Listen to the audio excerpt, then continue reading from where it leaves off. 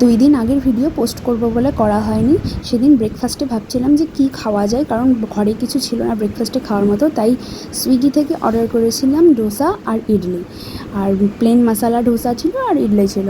ডোসাটা কিন্তু খেতে আমার খুবই ভালো লাগে, তবে ইডলি কিন্তু জানো আমি কিন্তু ফার্স্ট টাইম খাচ্ছি। আমি কিন্তু এর আগে কোনোদিন ইডলি খাইনি। ডোসা আমি বহুতবার খেয়েছি, কারণ এক এক জায়গায় এক এক রকম করে, সেটা আলাদা ব্যাপার, কিন্তু ডোসা আমার খুবই ভালো লাগে খেতে। তো এখানে মশলা ডোসা নিয়েছিলাম। ডোসার ভিতরে আলু মশলাটাও কিন্তু খুব টেস্টি ছিল। তবে এই একটাই সমস্যা, অর্ডার করে খেলে ডোসা হয়ে যায় একদম ক্যাটকেটে, যেটা আমার একটুও ভালো লাগে না। তবে টেস্ট ভালো ছিল। আর সাম্বারটা আমার ডোসা খাওয়ার সবথেকে লাইফে বেস্ট সাম্বার, খুবই সুন্দর খেতে ছিল।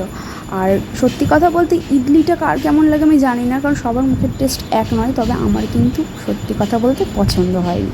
আমি কিন্তু নেক্সট টাইম থেকে আর ইডলিটা খাবো না। আর ডোসা আমার সবসময় ফেভারিট।